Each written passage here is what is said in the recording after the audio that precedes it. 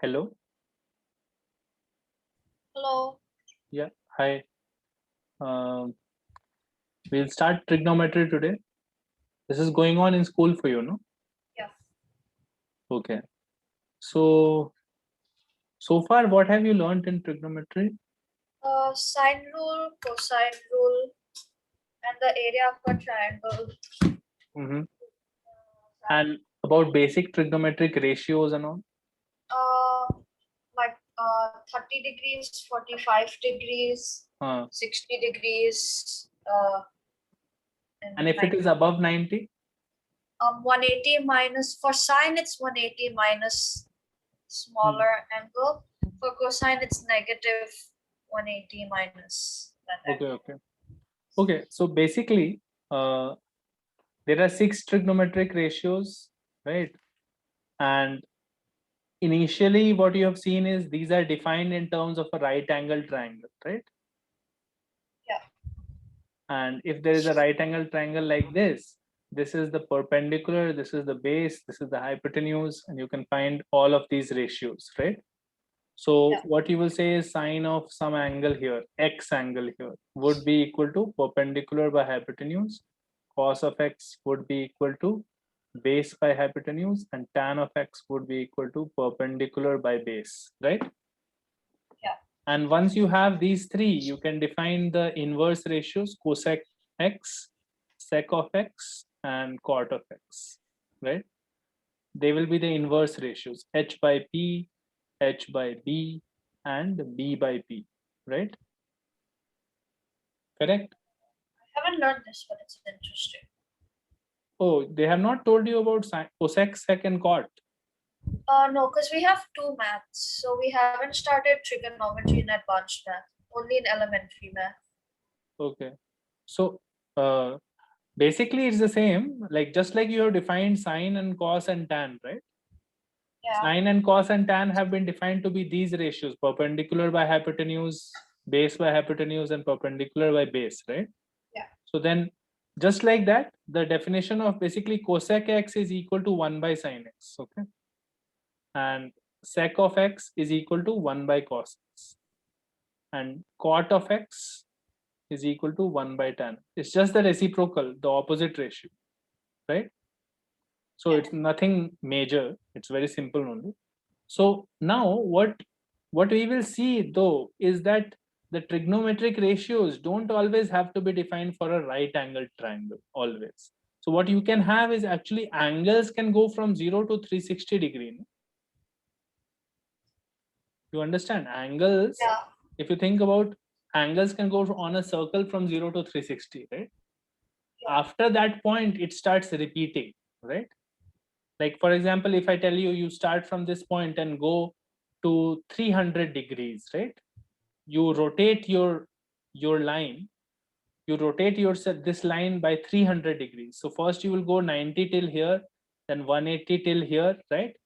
And then 180 is already done, so 90 till here, so that will be 270 degrees till here, and then you go further 30 degrees, right?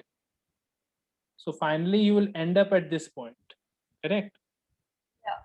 That will be your 300 degree angle. So this notation is very useful because here your angles go from 0 degree to 360 degree. What happens if your angle is bigger than 360? Notice that if you go bigger than 360, you come back at the same points, right? Like if I say 390 degrees, 360 degree would be coming back to the original. So 360 plus 30 would be 390, right? So we don't need to specify any other angles other than from 0 to 360, right? Yeah.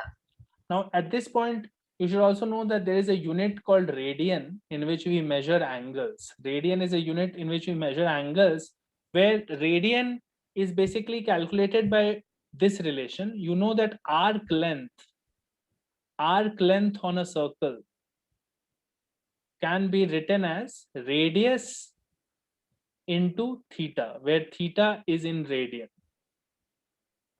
Basically, what is a radian? Radian is the ratio of the arc length by the radius.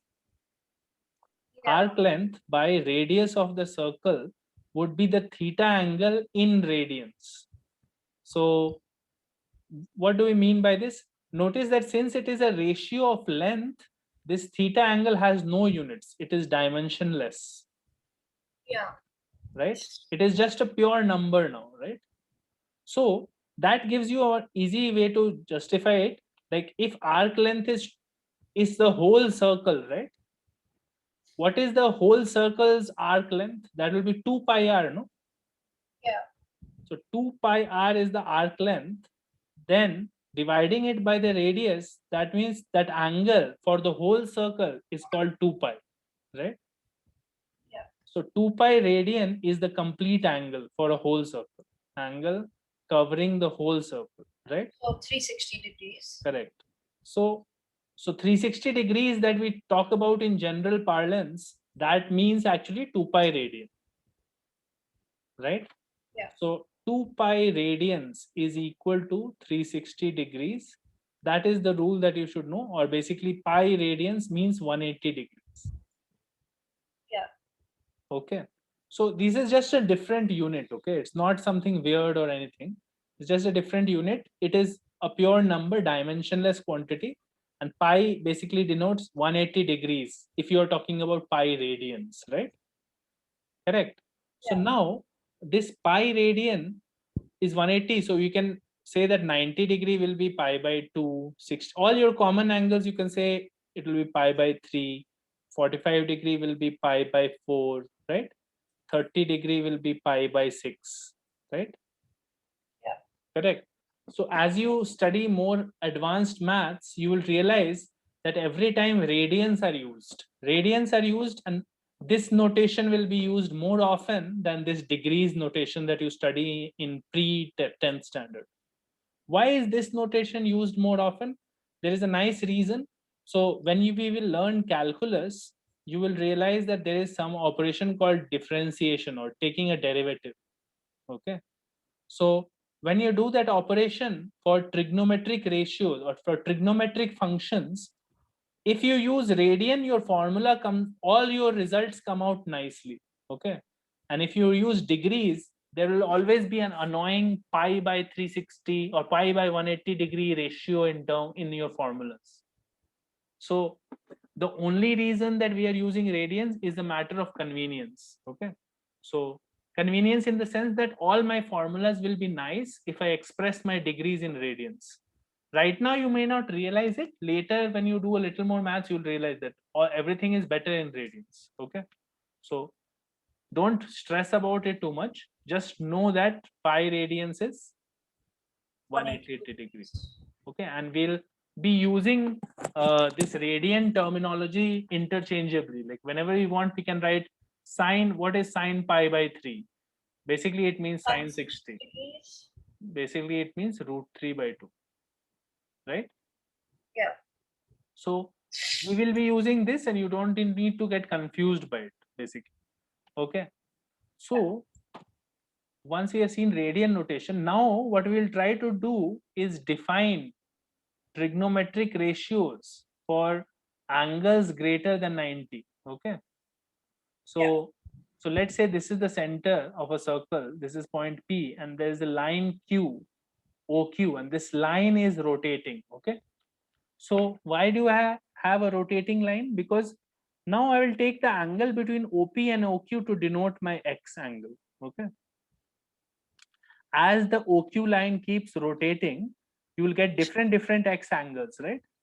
Yeah. So X angles range will be from 0 to 2 pi, right?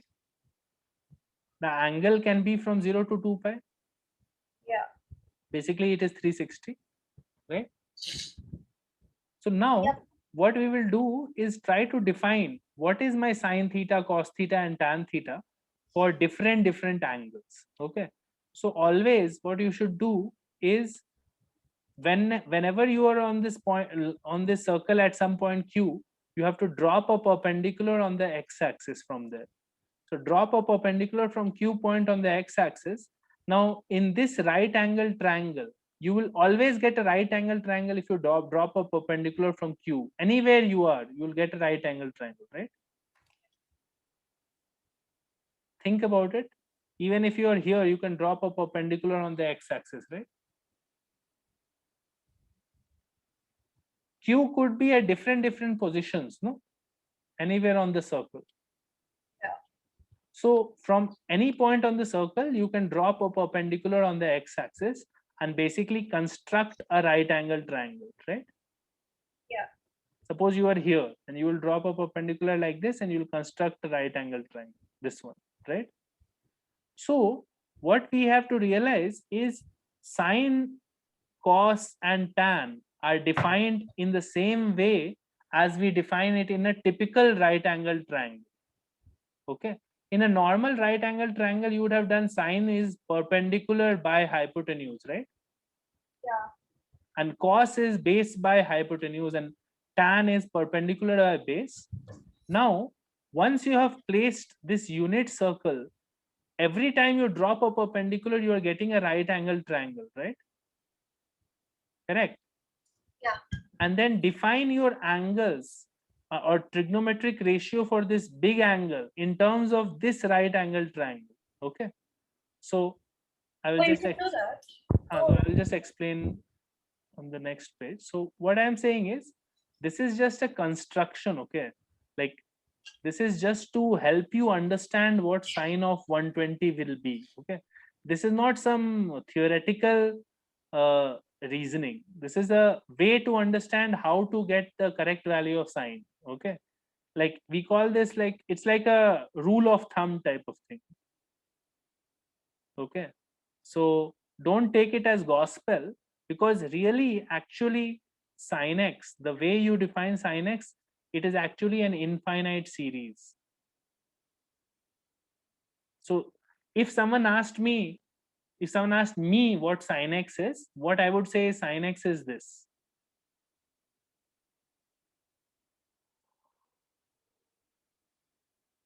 Okay. But right now you don't know this, right? I will show you actually some magic right now. So you want to find out the values of sine 90, right? You already know sine 90 degree is 1, no?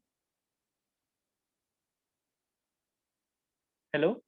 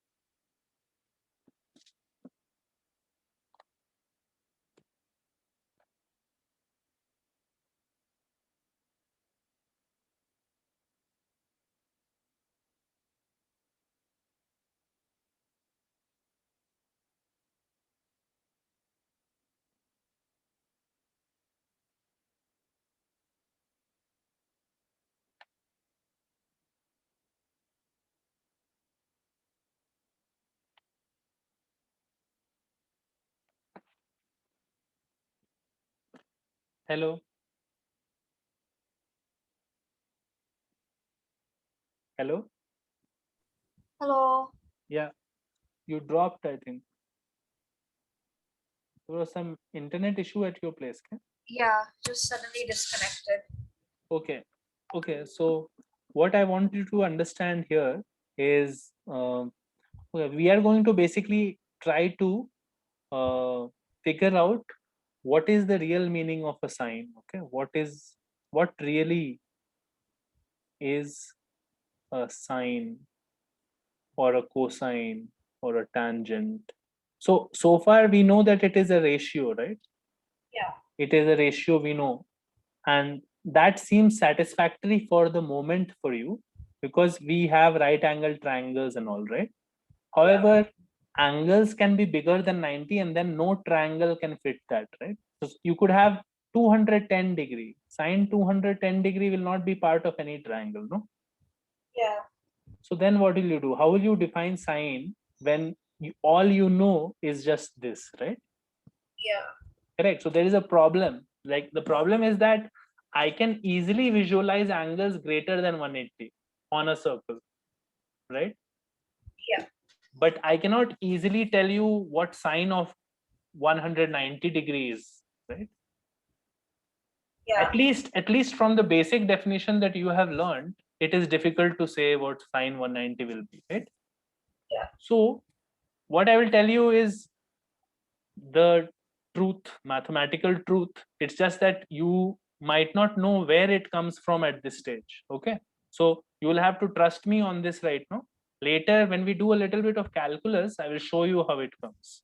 Okay, so for now, think of sin x as this infinite series. Okay, sin x is equal to basically x minus x cube by 3 factorial. 3 factorial, you know what it means, no? Do you know what this three Yeah. 3 element? times 2 times 1. Correct, correct. And 5 factorial is here. And notice that there is a nice pattern. It carries only odd powers and x power 1 by 1 factorial, x power 3 by 3 factorial, and so on. And the signs are alternating, right? Yeah. There is a nice pattern to this expression. And this expression goes on forever. Okay.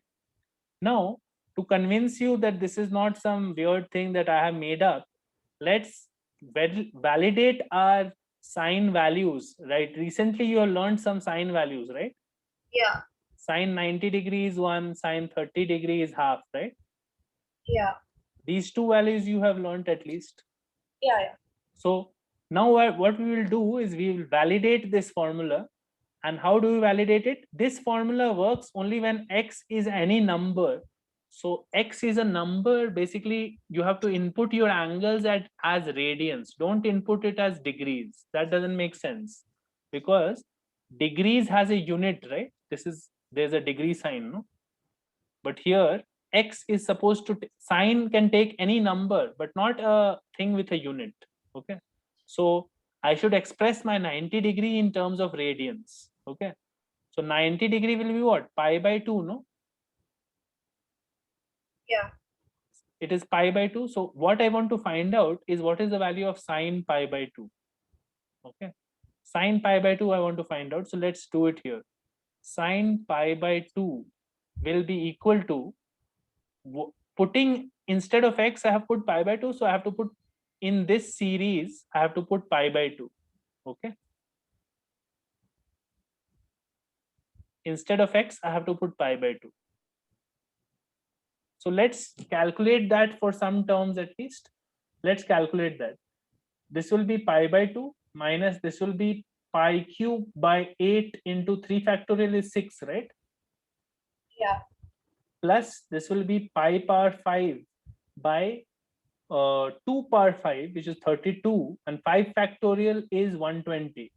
Okay, now already notice that the terms are becoming really small, no? Because denominator is becoming really high, right? 5 power 7 by 2 power 7 will be 128, and 7 factorial will be 5 factorial is 120, 6 factorial is 720, 7 factorial will be 720 into 7, so 5120, I think 5140 or something. 720 into 7 is what?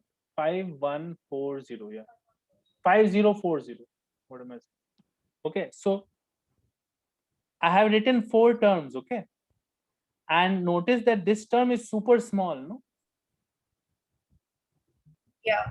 This is 128 into 5,000, right? And on top is only 3.141 to the power 7, right? 3 power 4 is 81, 3 power 5 is 243, 3 power 6 is 729, 3 power 7 is 2000, 3 power 7, 729 into 3 will be 2187, right? Yeah. So on top is 2187 divided by something 128 into 5040, right?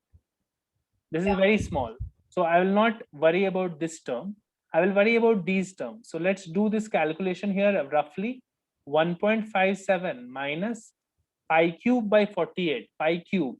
So 3.14 whole cube by 48. Okay. Plus 3.14 whole power 5 by 32 into 120. This is also pretty small. So let's just do this calculation. This is 27 and 28 or something, right? Yeah. Close to 28. I'm doing it in my head. You can use a calculator. Okay. So approximately this, right? So we have 7 by 12, right?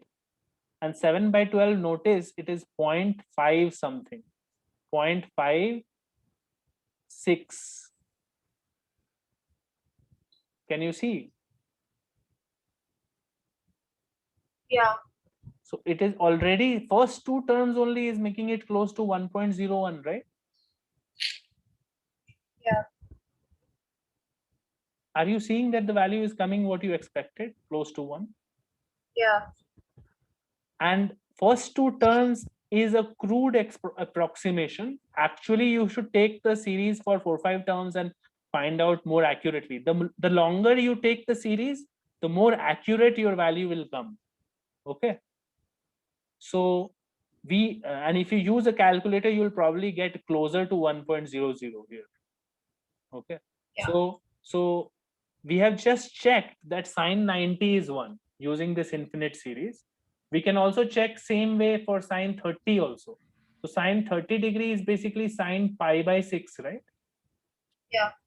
And sine pi by 6 will be equal to, again I'll put it in the formula, x minus x cube by 3 factorial plus x5 by 5 factorial minus x7 by 7 factorial plus so on. And if you put pi by 6 here, pi by 6 minus pi by 6 whole cube by 3 factorial plus, I will ignore the other terms because other terms become very small. So I'll just calculate this part roughly. So 3.14 by 6 minus, let's say pi cube is again 28, by 6 cube is 216, and this is 6, 3 factorial. So this is basically becoming 3.14 into 216 minus 28 by 216 into 6, right? Yes. Correct. Yes. So this becomes roughly 216 into 3 is, I mean, you can actually do the calculation and check it. What it becomes is 216 into 3 is 648 and 0.14. So 650, let's say. 650 minus 28 by 216 into 6. So this becomes 622 by 216 into 6 divided by 2. So 311 by 108. And let's say it is almost 310. And this is 155 by 54. And now notice 155 by 54 into 6 is 324, right? Like obviously Yeah. very rough calculation, but close to half already in two terms. Yeah. Right? If you do more terms and actually use a calculator to get the value exactly, you will see that it is becoming closer and closer to half. Yeah. Okay. So what I'm telling you is that actually, if you want to define sine, cos, and tan like a mathematician would do, he would say sine x is the value of this series. Okay. And cos x and tan x also have their appropriate series. Cos x is also an infinite series. Cos x is this series. 1 minus x square by 2 factorial plus x power 4 by 4 factorial. Notice that cos x always has even terms. and sin x always has odd terms, right? Yeah. And tan x also has a corresponding series. I will not write it.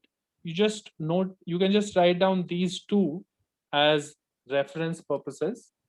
Is tan x sin x divided by cos x? Tan x is sin x divided by cos x. That is correct. So you can divide those series. That you can do that, and that will give you a rough value, but you cannot manipulate it, right? Like dividing the series will not be, you'll not be able to like simplify it, right? Yeah. Like it's like saying I will find the sin x value right now, I'll find the cos x value, and then I will divide it, right? Correct. It's the same thing. So tan x has its own series, which can be written not by division, but just like simply like one series it has. I'm forgetting the second and third term for that series. That's why I'm not writing it down right now. But I can derive it. I can get the series for you, but it's not important at this point. I just want you to know right now that sin x, cos x, tan x have meaning beyond what you have learned right now. Okay. The meaning is not restricted to, oh, it's a ratio in a right angle triangle. Okay. So then your x can also be negative. Anything it can be. X can be any real number. Like this will be true for no matter what you put in. Okay. Like if I say sine of 2, right? Sine of 2 as a real number. Okay. 2 radian basically. 2 radian will be how much? 2 radian will be, if pi radian is 180 degree, Oh. then 1 radian is basically 180 by pi, or 57 degree almost. And 2 radian is basically 114 degrees. Okay. So if I put sine of 2, basically what I'm saying is find sine of 114 degrees. Okay. And if you put 2 in this expression, you will get the value of that. 2 minus 2 cube by 3 factorial. And what I want you to do is do an experiment right now. If you have a scientific calculator, right? Do you have a calculator right now with you? Yeah. So why don't you find out sine of 114 degree, and I'm going to make a prediction here, okay, from these values. 2 minus 8 by 6, for me the prediction is 32 by 120. Okay, I'll just stick to first three terms. So this is 2 minus 1.33 plus 6, 8, I will divide by 4, so it will become 30, and this is 4 by 15, point 2 and 10, so 6.26. So 0.67 plus 0.26, it will be 0.93. 0.91. See, you understand? Yeah. I have only taken first three terms, right? And I don't know the value of sine 114 in my head. I'm not doing it by memory. Okay. Yeah. So basically the point is that you should take away from this, only thing is that sine and cos can take any inputs and you will get outputs based on this. Just don't input 30 degrees. 30 degrees is actually a number pi by 6 radians, right? Yeah.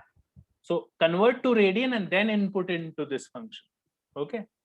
And then you will get the sine cos for anything. So basically this will be super powerful to you if suppose somebody asks you some weird angle sine, right? So somebody asks you, let's say, sine of 36 degree, right? Sine of 36 degree, and this 36 is basically pi by 5, right? Yeah. And just put pi by 5 minus pi by 5 whole cube by 3 factorial. And this, you don't even need to do more terms. This will anyway be fairly accurate. And just calculate this out and you will get the answer. Okay. I mean, you should technically do 3 terms, but fine. I'm just saying you can get close enough. And remember the cos series also. Cos series is this. Okay. So notice the pattern in this series. Now that we know that sine cos have definition which is beyond what you have studied so far, what we will do is try to predict the value of sine and cos using the right angle triangle stuff that you had learned in school. Okay, so what I was telling you earlier was a way to think of the sine and all values by thinking of them in terms of this circle. So let's say O is the center of the circle, Q is this point, and my P point is moving. This OP is a line that can move, right? Okay. And let's say this is my X angle. So I have no problems when my angle is between 0 and 90 degrees, right? Because I know what to do. I have to drop a perpendicular here, and let's say this is R, and sine of X will simply be PR by OP, right? Correct. Yes.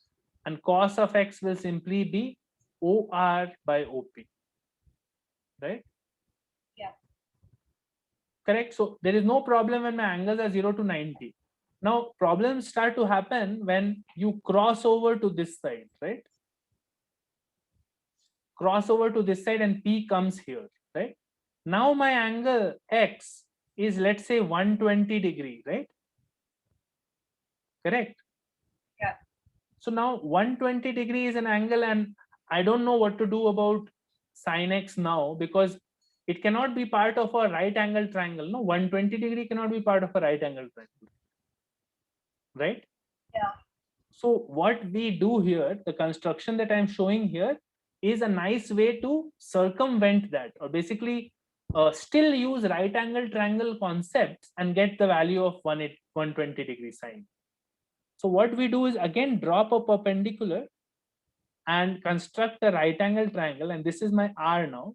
And then in this ORP, write perpendicular by hypotenuse. Even though it is, this angle is not technically part of this triangle, no? Right? Yeah. The 120 degree is not technically part of this triangle, right? Yeah. But the rule of thumb is that sine 120 degree will be still equal to PR by OP. Okay. So basically rule, what is the rule? The rule is anywhere you are on the circle, anywhere you are on the circle, right? Circle, drop a perpendicular to the x-axis on the x-axis and take your trigonometric ratio as base by hypotenuse, perpendicular by hypotenuse in the right angle triangle that just got formed. As usual, take the trigonometric ratio as usual in the new right angle triangle that got formed, right? Yeah. And that will be the trigonometric ratio. That will be the trigonometric ratio of the overall angle of the big angle that you got. Like suppose somebody says go to 240 degrees, right? Then you have to go actually 180 till here and then further 60, right? Yeah. So suppose someone is asking sine of 240 degree, right? What I will do is I will first rotate my OP line to come to this point, okay? And then I will drop a perpendicular here and make a right angle triangle, right? My right angle triangle is somewhat like this, right? Yeah. In this right angle triangle, your P is here, your R is here, and O is here, right? So sine 240 is still going to be PR by OR. And cos 240 is still going to be base by hypotenuse. So that is OR by OP, right? Is PR negative? PR by OR. PR is negative, yes, correct. So here the distances, what we will see, will have directions. So for example, OR is also negative and PR is also negative. The only thing that remains positive in a circle is its radius. What is positive? Always OP is positive. PR is clearly in the negative direction of the y-axis, no? Yeah. And OR is clearly in the negative direction of x-axis. So actually what will happen is sine 240 will be negative, cos 240 will also be negative because OR is negative and PR is negative. Are you understanding what I'm saying? Yeah. So basically, don't think of this as some like proper mathematical law. This is just a way to get a sense of how to write trigonometric ratios for big angles in terms of right angle triangle concepts, right? Yeah. So actually, if I want to actually find sine 240, what I will do is sine 240. Let's find this in radian. So since pi is 180, so this is pi by 3 added to pi. So this is basically sine of 4 pi by 3, right? Correct? Yes. And now I'll put it in my formula. And you will realize that it will come negative very soon. So this is 4 pi by 3 minus 4 pi whole cube by 3 cube into 6, 3 factorial 6, plus 4 pi whole power 5 by 3 power 5 into 5 factorial is 120, right? So let's just look at these first three terms.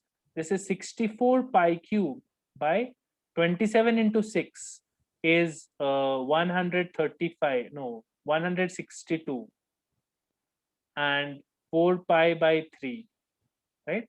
64, 4, 16, no, 32, and this becomes 81.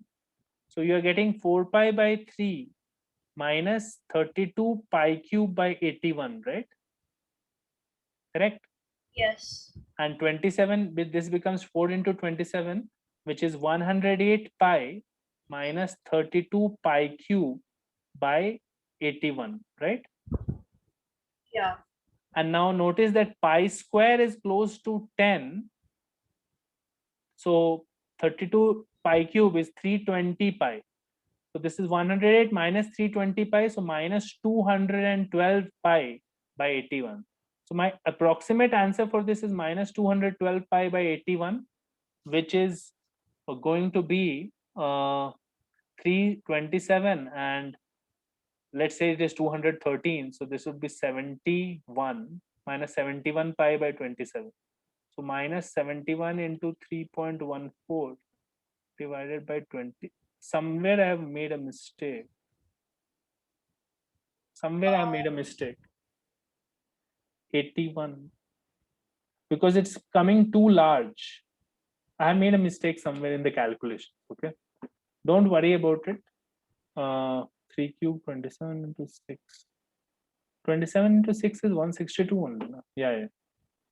64 pi cube by 162. Okay. This still here, it feels correct. This still here. So 32 by 81. Okay. So 27 into 4 is 108 pi minus 32 pi cube. Pi square is 10. 320 pi minus 212 pi by 81. Feels like something has gone wrong, but okay. That is sad that it came out wrong, but okay, maybe, I think I know what is going wrong. This is becoming quite large, but there are still other terms also. No, I have to do those calculations, I think. Yeah, I get it. This part is correct, but I have to do the other calculations also to get a sense of what it is becoming. So I will not actually find it out. I'm just showing you that it is coming negative, right? You understand? Even after putting values, it was coming negative. Yeah. Okay. So the rule that we have here on the circle, that wherever you are, drop a perpendicular and look at that right angle triangle and write perpendicular by hypotenuse or base by hypotenuse or perpendicular by base in that right angle triangle. That rule is correct. So if suppose someone was here, right? This is my point P and this is my circle here. So then I will drop a perpendicular here, and sine of this big angle is x, sine of x would be equal to perpendicular by hypotenuse in this triangle. So perpendicular is PR, hypotenuse is OP. The only thing that remains positive throughout is OP because it is the radius of the circle. PR, on the other hand, is in this case negative. So this is also negative. Yeah. So sine is negative in fourth quadrant. This is the fourth quadrant. This is the third quadrant. This is the second quadrant. This is the first quadrant. So what we get is all ratios are positive in first quadrant. First quadrant, you get all ratios are positive because this is also positive and this is also positive. And this is anyway always positive, right? Yeah. So all sine, cos, tan are positive here. In this one, perpendicular is positive, but base is negative, this base, right? So cos is negative, sine is positive, cos is negative. So therefore tan has to be negative, right? Yeah. In this one, both base and perpendicular, both of them are negative. So sine is negative, cos is negative, and tan is positive because negative by negative is tan. Yeah. And in the last quadrant, what you have is sine is negative, cos is positive because base is positive here. And therefore tan will be negative. So you can remember this by a mnemonic A, S, T, C. These are the positive ones, all, sine, tan, cos. And your radius is always positive. Radius is always positive, and notice your directions of this and this. Yeah. So that will decide the sign, right? Radius is always positive. So all add sugar to coffee. That's how you remember. So all sine, tan, and cos. Those are the quadrants in which these ratios are positive. However, I would recommend that you don't think of this as the be all end all. As you go to slightly higher maths and calculus, you will realize that there is a whole new meaning to sine, cos, tan, and all, right? So don't worry, don't think that this is the end of the road here. Okay. So right now what we are doing is just a heuristic so that we can basically predict whether it will be positive or negative and stuff, right? So that's fine. Now you have done sine rule, no? Sine rule and cosine rule. But before sine rule and cosine rule, you need to know some basics like, do you know how to do sine of two angles, sum of two angles? Sine of A plus B. No. Okay. Sine of A plus B is basically sine A cos B plus cos A sine B. This rule they have not shown, no, right now. Not yet. Okay. So what we will do is we'll do a proof of this rule because this rule is super important. And once you know this rule, you will be able to derive many identities from here.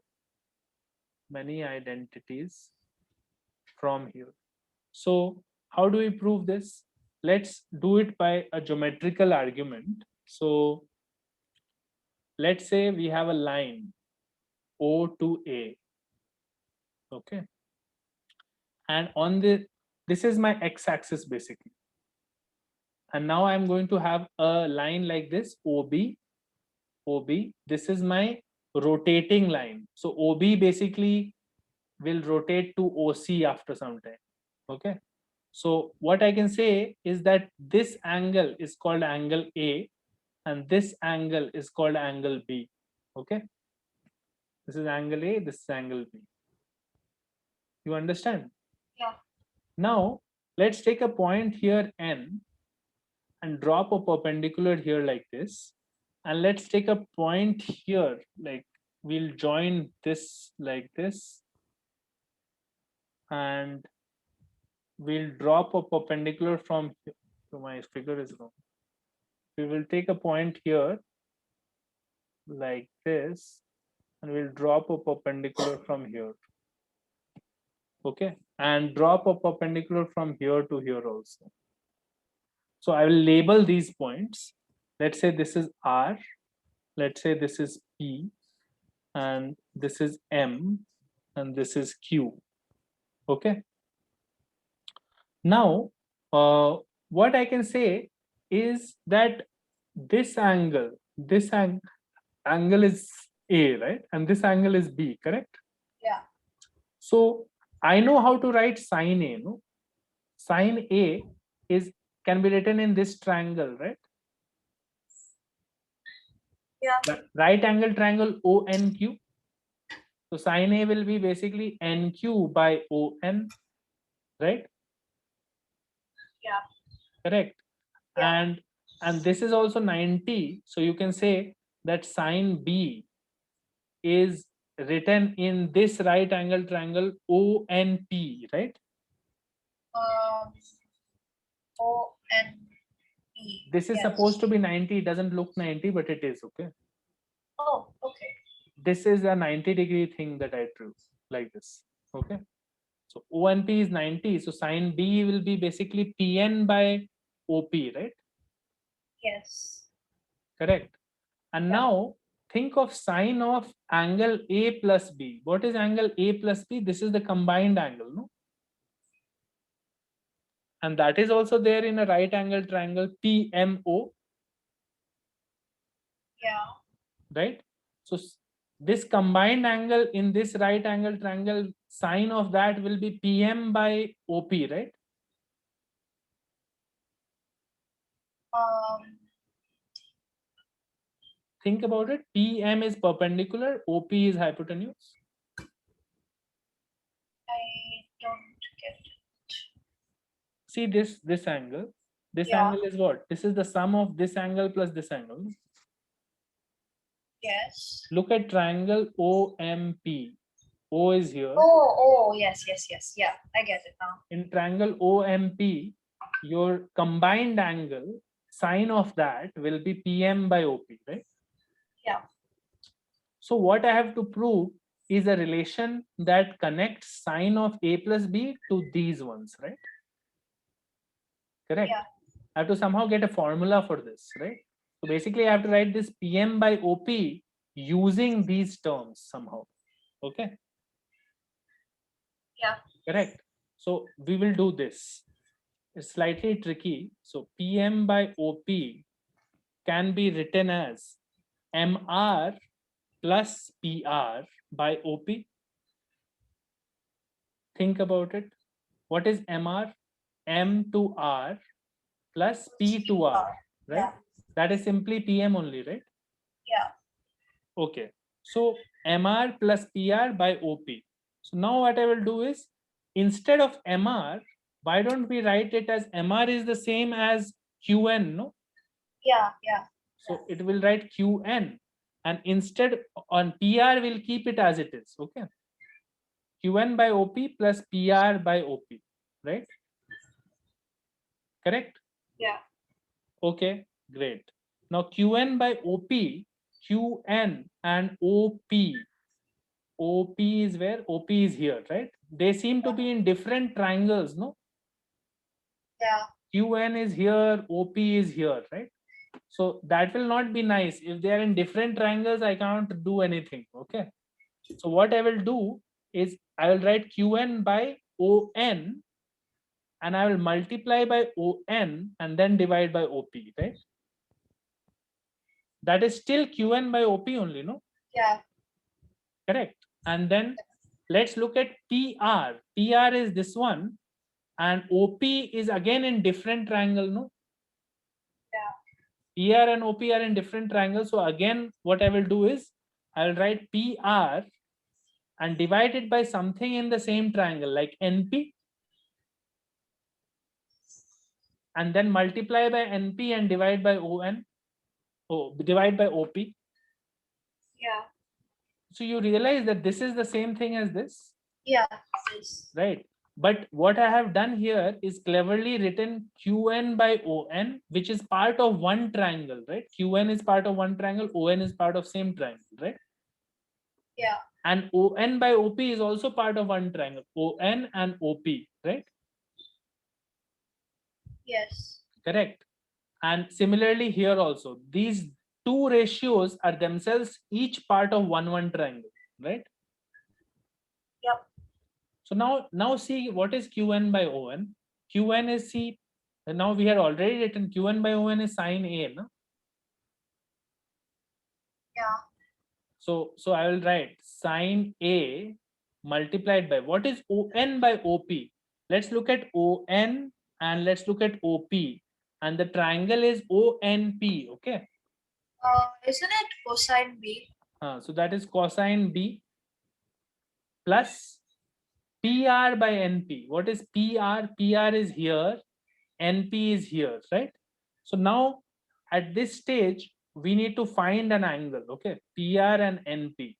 So this is 90. We have to find some angle here, okay? So if my angle here is A, this angle must be A, no? Yeah, because they're parallel. Because they are parallel, yeah.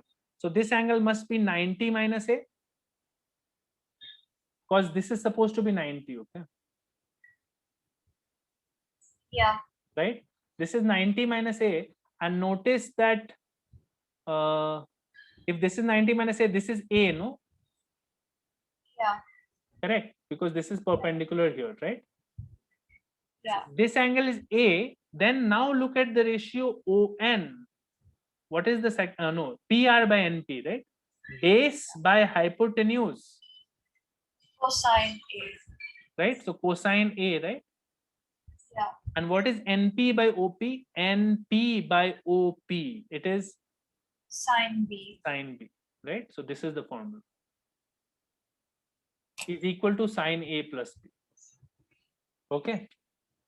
So this is a tricky proof, but this proof is there in all standard books, or you can find it online as well. Like you understood what happened, no?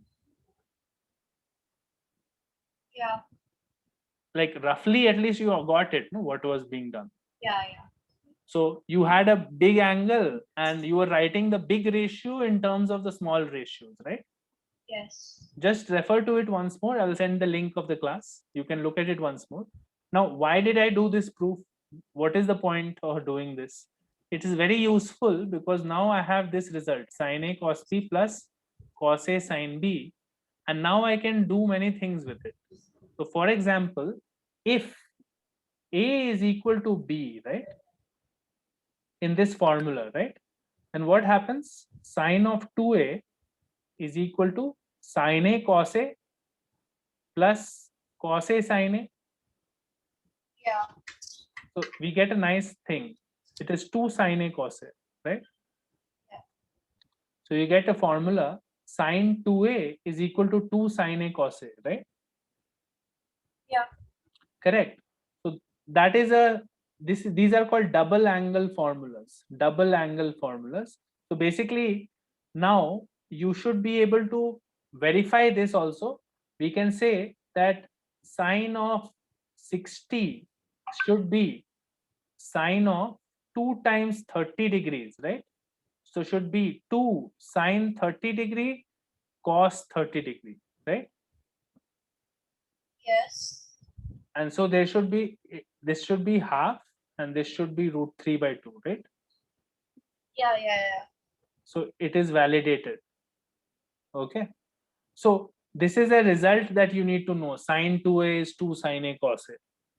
Similarly, what we can do is, let's say sine 3A. This is a formula that you would not have known. Sine 3A will be what? It will be sine of A plus 2A, right?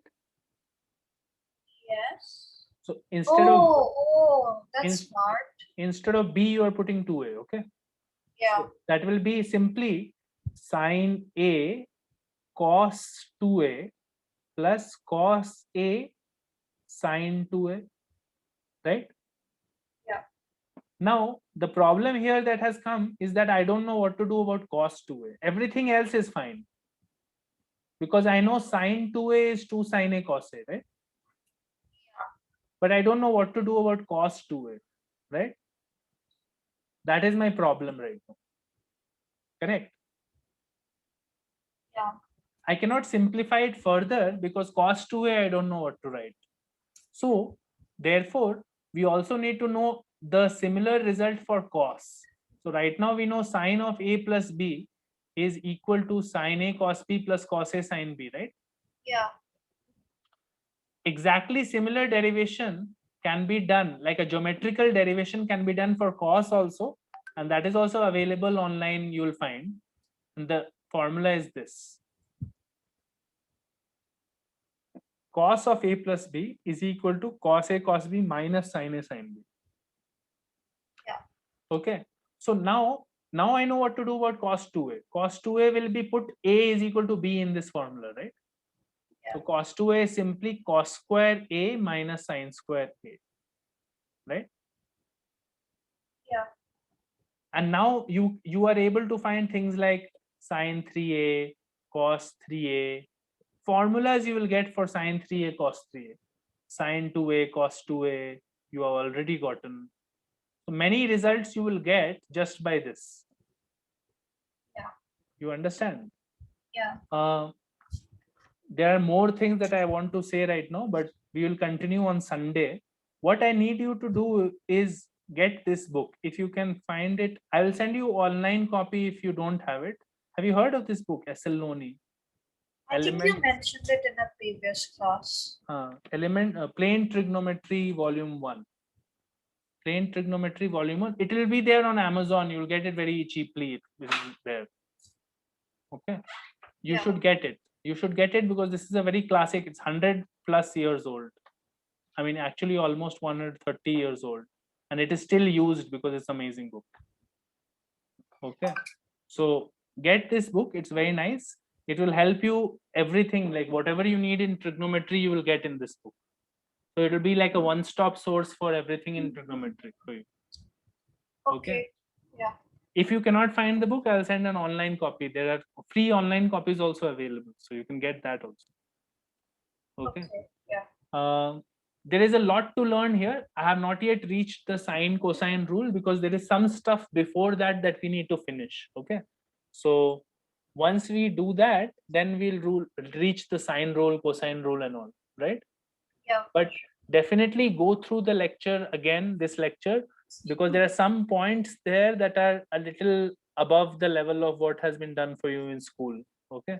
So make sure that you revise the lecture. I will send you the link by tonight. Okay. And we'll continue on Sunday from this point. Okay. Yes. Yeah. Sunday class will be at 3:30 p.m. for me and 6 p.m. for you. Yep. Okay. Okay. 6 p.m. for you, no? Yeah. Okay. See you then. Yeah. Okay. Bye. Bye.